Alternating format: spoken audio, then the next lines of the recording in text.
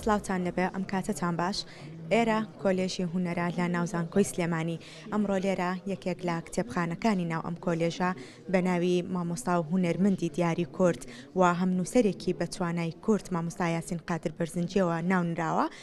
من لێرەم بەڕێز مامۆستا یاسین قادر بەرزنجی لەگەڵمان ئامادەیە باسێک لە ناونانی ئەم کتێبخانێ و ئەم کتێبخانێ دەکەین کە بە ناوی بەڕێزیانەوەیە. مامۆستاگیان سلااوت لەبێ بە ئەرک نەبێ زۆر سپاس مەمنون. مامۆستاگیان با باسێک لەوە بکەین هۆکاری ناوناونی ئەم کتێبخانەیە بە ناوی هوەرمەند و نووسەر یاسین قادر بەرزنجیەوە چییە؟ خۆی لە کتێبخانەکانەوەی مندی و من بە تایبەت کتێبخانەی نیشتیمانی بەغدا کە ئێستا مەڵبەندی بەڵگەنامەکانی پێڵێن کتێب و بەڵگەنامەکان وە کتێبخانەی گشتی سلێمانی و بنکەی ژین و کتێبخانەی شارۆچکەکانی سلێمانیش کتێبخانە گشتەکان هەرچی کتێب و کتێبخانەی خۆی پێشکەشی شوێنێک کردبێت لایەنێ بە ناوی خۆیان و نامراوە. من سوپاسیان ئەەکەم کە ئەو ڕێساییان پەیڕەو کرد و بە ناوی بەندەوە ناویان ناوە. گرنگەوەی کتێبەکان و کتێبخانەکەم سوودی بۆ خوێندکار و توێژەر و مامەسایانی ئەم کۆلیژە هەبێ. کۆلیژی هوەر مەڵبەندێکی گرنگە بۆ پەرەپێدان بە سەرجەم ژانرەکانی هوەری کوردی. ئاوردانەوەی پێویستە چ لە ڕووی کۆمێکی کتێبەوە چ لە لایەنە تەکنیکی و ئیداریەکانەوە. هیوادارم ڕۆشنبیری کورد بە نووسەر و هوەرمەندانەوە بە تایبەت کتێبخانەکانیان لە ماڵەوە قەتیز نەمێنێت تەنیا کۆکەرەوەی کتێب نەبن. ئەوەی پێویستیانە لای خۆیان بیڵنەوە ئەوەی پێویستیان نییەوەی خوێنویانەتەوە لێیان زایە پێشکەشێم شوێنانەی بکەن. من ئەم کتێبخانەیەم نزیکەی 2000 کتێبە بەڵام بەردەوام کۆمەکیانەکەم و کتێبی تازە پێشکەشیانەکەم و چەند دۆڵابێک کە دەیانین بۆ داهاتوو بۆی فراوان بێ. سوپاس بۆ کورسات کە لە هەموو شوێنێک شوێن هەنگاوەکانی ئێمە کەوتون و لە خەمی پەرەپێدانن بەم شوێنانە.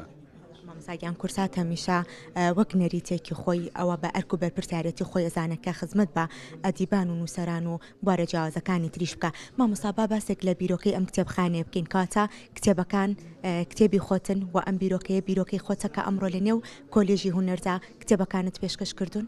بەڵێ بیرۆکەی خۆم بوو. چەند مامۆستایەکی بەڕێز هەندەرم بوون هاوڕێکانم دکتۆر دڵشاد مستەفا، کاک عەدنان کەریم، دکتۆر ڕێوار سەعید و لەم دواییەشە کاک مامۆستا یاسین یافتا و نووسەر و ڕووناکبیر.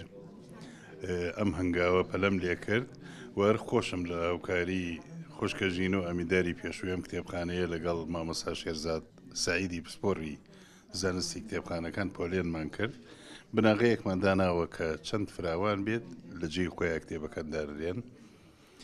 ڕێژ نەخان سوپاس بۆ تۆ کە خەم خۆری بۆ ئەم بوارانە.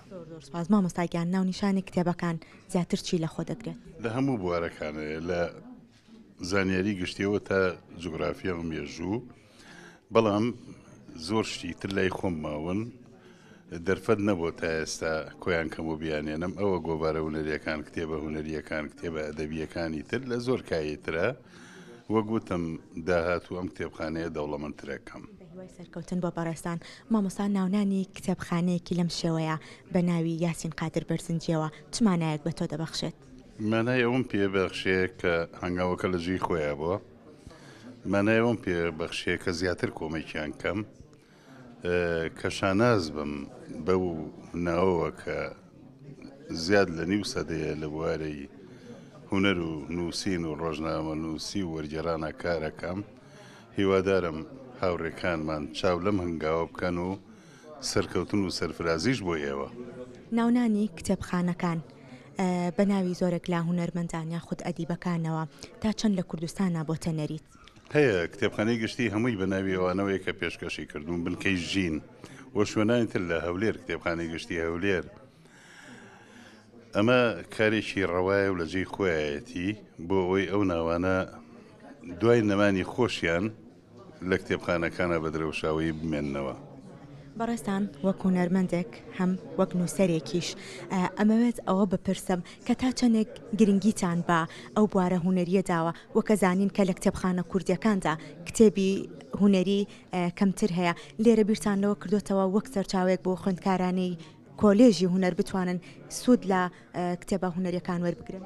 بەڵێ کتێبی هوەری باشی تایە سەر چاپەمەنی هوەری لە هەموو ژانرەکانی هوەرە زۆرە. من کتێبی تایە لای کەم کەسەیە، بۆ نمونە قاموس المەسرح 5 بەرگە پێشکەشی ئێرەم کردووە، ئەوە لای کەم هوەرمەند چنگەکەوێ و تێکستی شانۆیی زۆر وەکوتم ڕێژ نەخان من بەردەوام کۆمەکیانەکەم. دەستەکان خۆش بە مامۆستاگیانە من جۆگی شانازیە هەر لێرۆ بە دەرفەتی ئەزانم لە بەڕێستان بپرسم لە ئێستاە ئاستی خوێنەران چۆنە و لە چ ئاستێکدایە؟ بەگشتی بەهۆی داهێنانە تەکنەلۆژیەکانەوە خوێندنەوەی کتێبی کاغەزین وەک جاری جاران نەماوە، کەم بۆتەوە، مەگەر ئەوانەی کە سەوداسەری خوێندنەوە و کتێبن یان ئەوانەی کە توێژینەوەی زانستیان هەیە بۆ کایەکانی خوێندنیان لە کایەکانی هەر کایەکی زانستیا بێ، زیاتر کتێبخانەی ئەلکترۆنی کە ئەوەش لەجێی خۆیەتی، بەڵام کتێبخانەی کاغەزین کتێبی کاغەزین بەهای مێژووی خۆی هەیە و چەندە تەکنۆلۆژیا پێشکەوێ ئێمە هەر هۆگری کتێبە بین و هیوادارم ئەمنەوە تازەیەش دوور نەبن لە خوێندنەوە. زۆر سپاس بۆ بەڕێستان مامۆستاگیان سەرکەوت و تەمەندرێژبی. لێرەوە دەمانەوێت دەستخۆشی زۆرمان بگەێنینە مامۆستا یاسین قادر بەرزنجی کە بەڕێزیان هەستاون بە دانانی کتێبخانەیەکی لەم شێوەیە لە ناو کۆلێژی هونەردا. لێرە زۆرێک لە کتێبەکانی مامۆستا پێشکەش بەم کتێبخانەیە کراون بۆ ئەوەی خوێندکاران بتوانن وەک سەرچاوەیەک بۆ قۆناغەکانی خوێندنیان سوودی لێ وەربگرن و هەر کەسێک بێوێ دەتوانێت سوود لەم کتێبانە وەربگرێ هەم بۆ سەرچاوە هەم بۆ خوێندنەوەی کتێبەکان.